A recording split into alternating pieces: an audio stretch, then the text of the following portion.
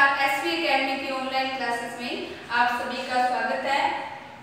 आज अपने class 10th में साइंस में लेसन नंबर 4 जिसका पार्ट सेकंड पढ़ेंगे। तो लास्ट वीडियो में अपने इसमें प्रतिरक्षा है उसके बारे में पढ़ा, स्वाभाविक प्रतिरक्षा और उपार्जित प्रतिरक्षा क्या होती है उसके बारे में पढ़ा।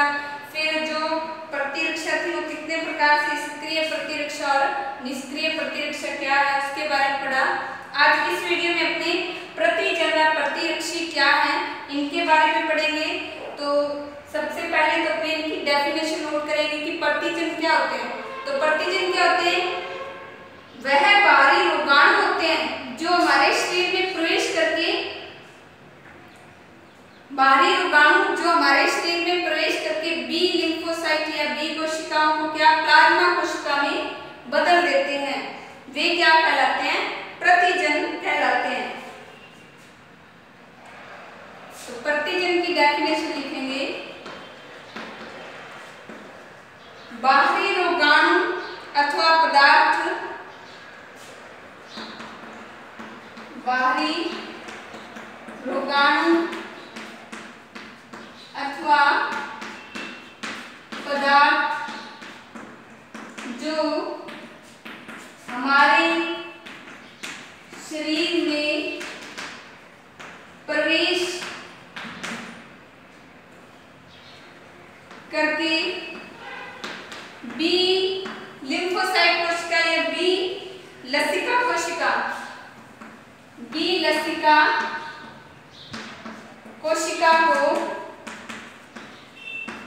बी लिम्फोसाइट कोशिका को किसमें बदल देते हैं? प्रतिरक्षी उत्पादक प्लाज्मा कोशिका में बदल देते हैं।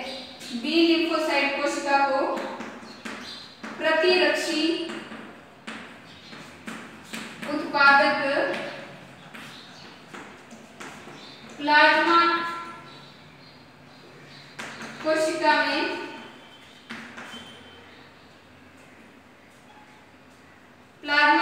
में रूपांतरित कर देते हैं। उन्हें प्रतिजन कहते हैं। तो प्रतिजन की क्या डेफिनेशन नोट करेंगे? वह बाहरी रोगाणु या कारक होते हैं जो हमारे शरीर में प्रवेश करके, जो हमारी बी लिम्फोसाइट कोशिकाएं होती है उन्हें किसमें, जो प्रतिरक्षी उत्पादन करने वाली प्लाज्मा कोशिका है उस प्लाज्मा कोशिका में बदल देते हैं। और प्रतिरक्षी क्या होता है? तो प्रतिरक्षी की डेफिनेशन नोट करेंगे अपने, यह एक प्रोटीन होता है। वह प्रोटीन जो देह में उपस्थित, वह प्रोटीन जो देह में उपस्थित,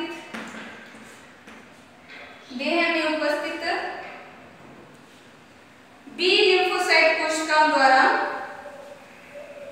उपस्थित, बी लसिका कोशिका या लिम्फोसाइट कोशिका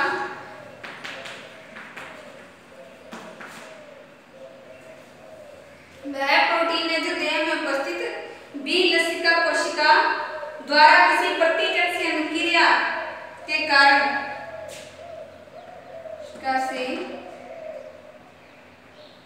किसी प्रतिजन से अनुक्रिया के कारण निर्मित होता है, द्वारा किसी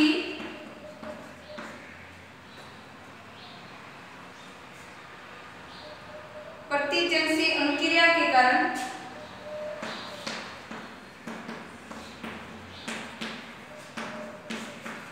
प्रतिजन के साथ में, मतलब जैसे इन्होंने प्रतिरक्षी उत्पादन किया तो क्या किया था?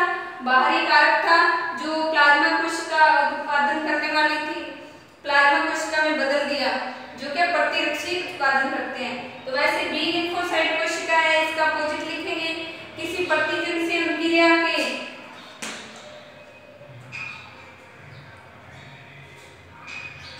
के कारण निर्मित होता है।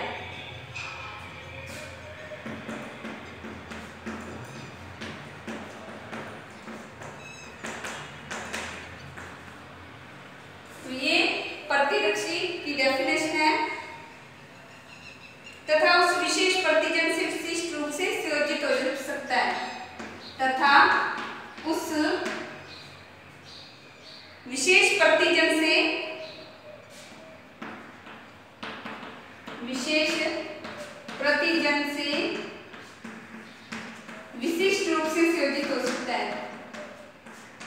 रूप से संयोजित हो सकता है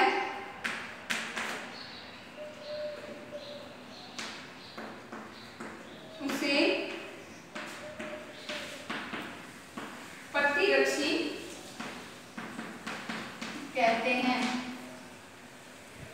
ये प्रतिजन और प्रतिरक्षी की डेफिनेशन है।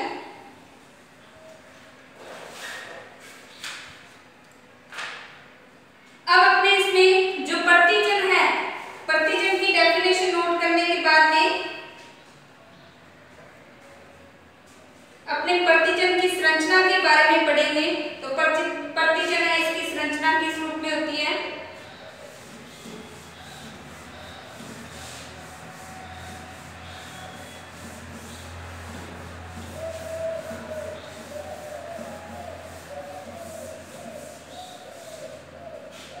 तो प्रतिजन के बारे में नोट करेंगे अपने।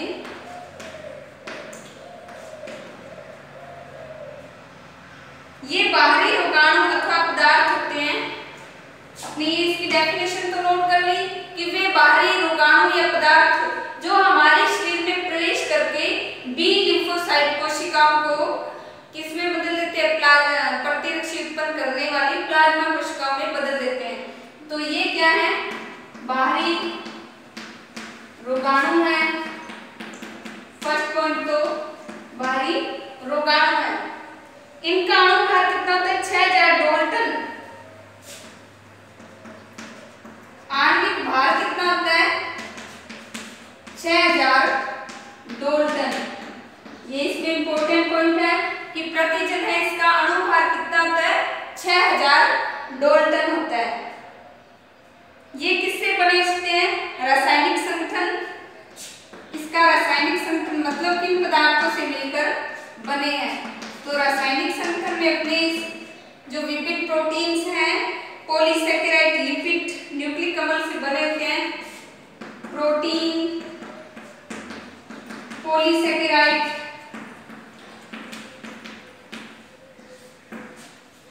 न्यूक्लिक अम्ल,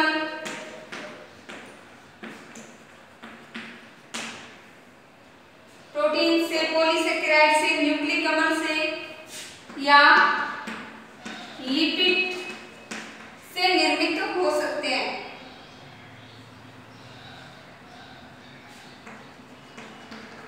निर्मित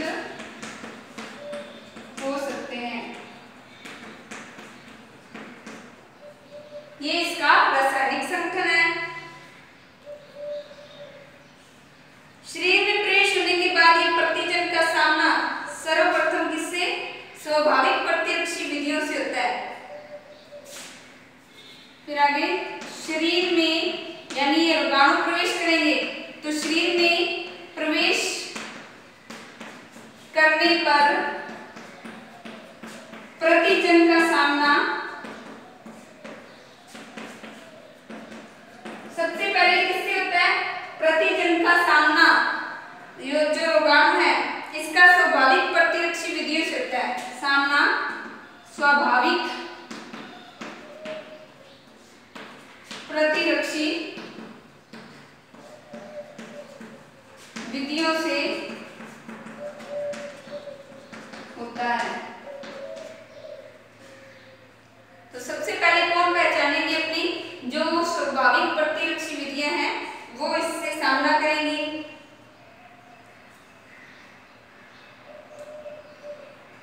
इसके बाद में प्रतिजन संपूर्ण अणु के रूप में प्रतिरक्षी से क्रिया नहीं करता।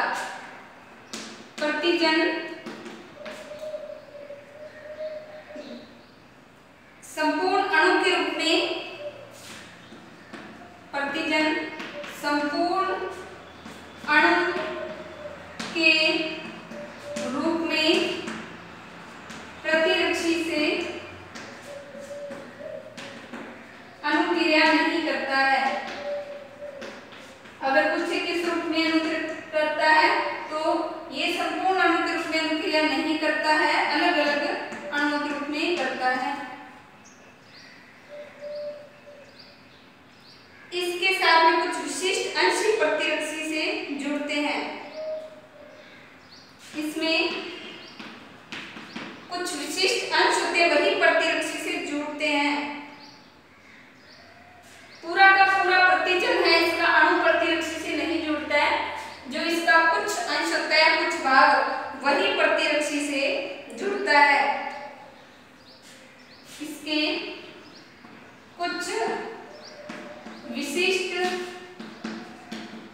विशेष अंश ही प्रतिरक्षी से जुड़ते हैं।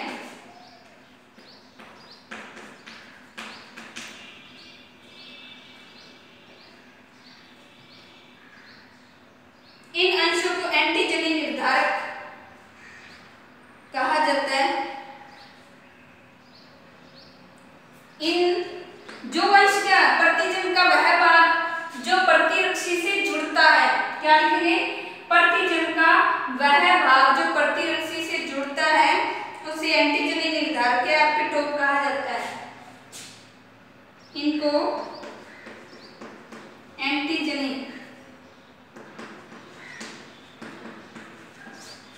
निर्धारक या एपिटोप कहते हैं। तो एपिटोप की डेफिनेशन क्या लिखेंगे, प्रतिजन का वह भाग जो प्रतिरक्षी से जुड़ता है उसे एपिटोप कहा जाता है। प्रोटीन में लगभग कितने अमीनो अम्ल होते हैं? प्रोटीन में 6 से 8 अमीनो अम्लों की एक श्रृंखला होती है जो एपिटोप के रूप में कार्य करती है। प्रोटीन में 6 से 8 अमीनो अम्लों की एक श्रृंखला होती है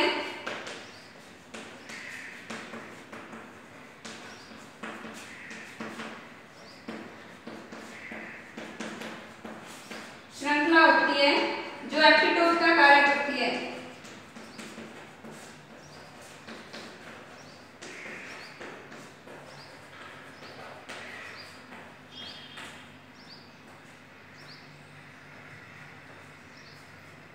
ये एंटीजनी निर्धारक है।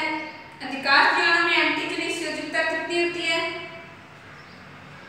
और इन एंटीजनी जो निर्धारकों की संख्या होती है उसे क्या कहते हैं? एंटीजन की संयोजकता कहा जाता है। अब इसके बाद में आगे जो प्रतिजन है, इस प्रतिजन की विनाश की क्रियाविधि कैसे होती है? बाहरी रोगाणु है, इस रोगाणु को हमारे शरीर द्वारा प्रतिरक्षियों को कैसे नष्ट करते हैं?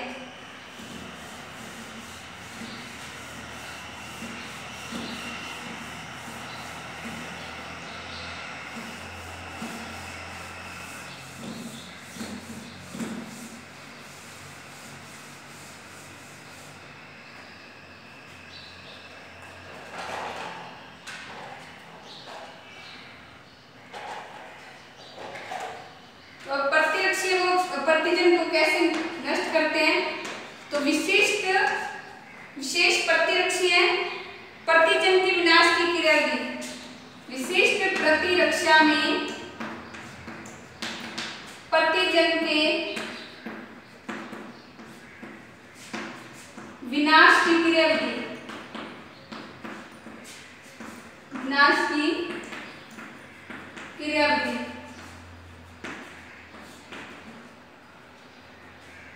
विशिष्ट प्रतिरक्षा में प्रतिजन के विनाश की क्रियाविधि कितने चरणों में संपादित होती है?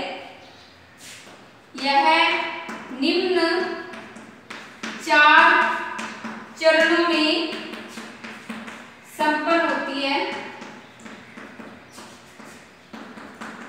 निम्न 4 चरणों में संपन्न होती है। कौन कौन से वो 4 चरण हैं? फर्स्ट है अंतर्निहित प्रतिजन तथा बाह्य प्रतिजन में विभेद करना। अंतर्निहित मतलब अपने शरीर के अंदर है उन्हें, और बाहरी प्रतिजन में विभेद करना। अंतर्निहित प्रतिजन व बाह्य प्रतिजन में विभेद करना। फर्स्ट स्टेप में ये लिखना है, क्योंकि फर्स्ट स्टेप में क्या होगा, अगर पहचान ही ना कर सकेंगे तो वह अपने जो लाभकारी होते हैं उन्हें भी नष्ट कर सकते हैं। तो इसलिए बाहरी प्रतिजन और आंतरिक प्रतिजन है, इसमें विभेद करना।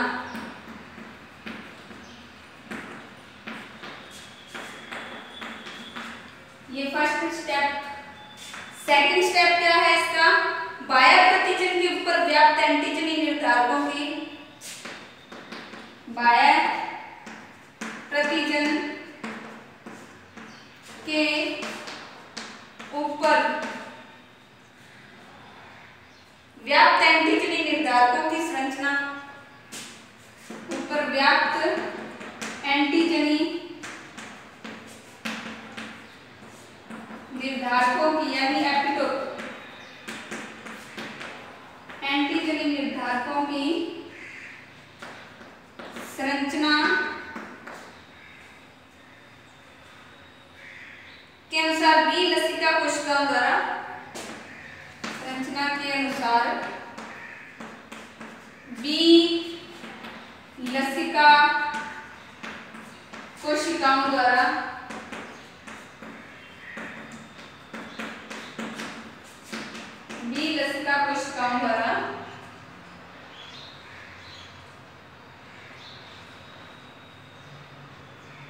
प्लाज्मा कोशिकाओं का निर्माण करना,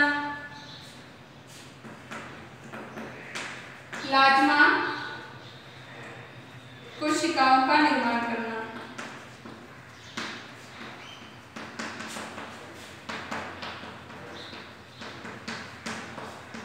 तो इसमें क्या है, फर्स्ट स्टेप में तो अलग अलग कर लिए, सेकंड में क्या, जो बाहरी प्रतिजन है उसके ऊपर क्या होते हैं, एंटीजन निर्धारक होते हैं, उसकी संरचना के अनुसार ही बी लिम्फोसाइट कोशिकाएं होती हैं, वो क्या करती हैं, प्लाज्मा कोशिकाओं में बदल जाती हैं। फिर जो प्लाज्मा कोशिकाएं बदलती हैं, ये विशिष्ट प्रतिरक्षियों का निर्माण करती हैं। प्लाज्मा कोशिकाओं द्वारा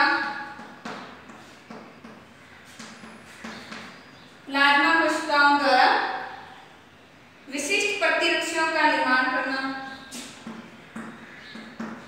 विशिष्ट प्रतिरक्षियों का निर्माण करना।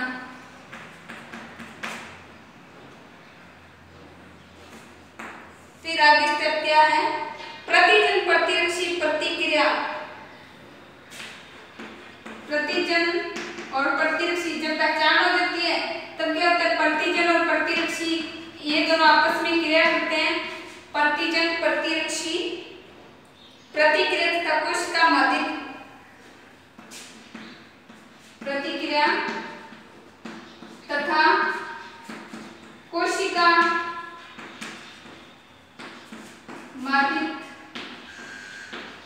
प्रतिजन और प्रतिरक्षी आपस में प्रतिक्रिया करेंगे और कोशिका मध्यस्थ प्रतिरक्षा द्वारा प्रतिजन का विनाश, प्रतिरक्षा द्वारा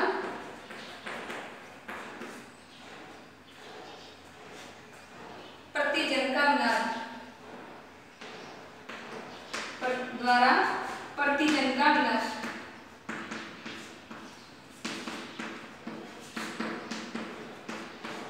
तो इस तरह से जो प्रतिजन है उसका विनाश किसके, प्रतिरक्षा द्वारा निम्न स्टेप में किया जाता है। तो ये प्रतिजन है वो कंप्लीट होता है। इसके बाद में प्रतिरक्षी है, तो प्रतिरक्षी के जो फर्स्ट अपने डेफिनेशन पढ़ चुके हैं, क्या होते हैं प्रतिरक्षी, जो प्लाज्मा कोशिकाओं द्वारा निर्मित कारक होते हैं जो क्या प्रतिजन को नष्ट करते हैं।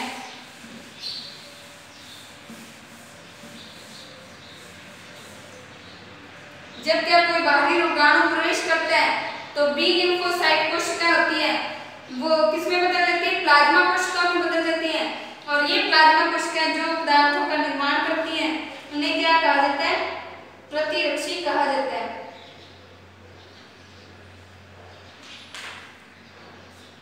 प्रतिरक्षी को क्या इम्यूनोग्लोबिन भी कहा जाता है। प्रतिरक्षी इसे इम्यूनोग्लोबिन भी कहा जाता है। ग्लोबिन यानी IG भी कहा जाता है, क्योंकि यह क्या इस प्रोटीन से बना होता है। क्यों कहा जाता है, क्योंकि इम्यूनोग्लोबिन प्रोटीन द्वारा प्रतिरक्षी निर्मित होता है। ये प्लाज्मा कोशिकाओं द्वारा निर्मित गामा ग्लोबिन प्रोटीन है। ये प्लाज्मा कोशिकाओं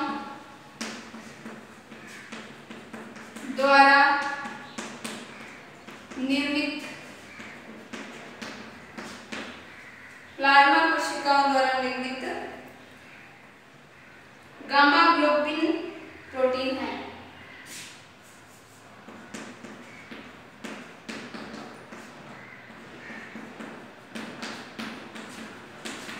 गामा ग्लोबिन प्रोटीन है।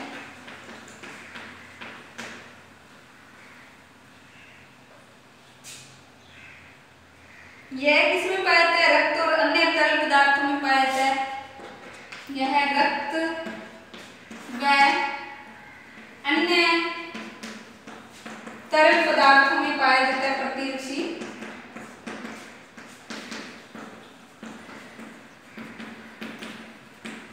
ये इसकी विशेषताएं हैं।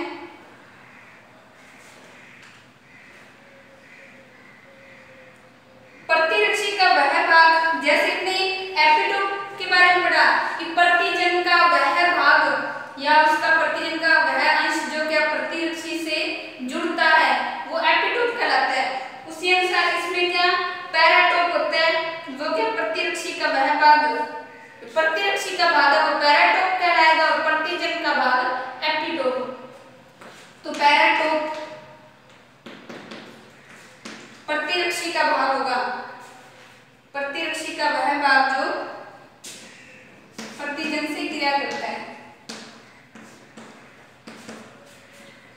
वह भाग जो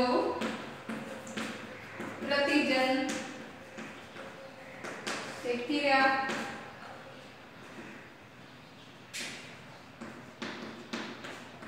करता है उसे पैराटोप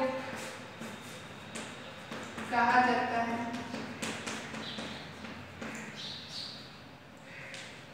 तो ये प्रतिरक्षी के इम्पोर्टेंट डेफिनेशन थी।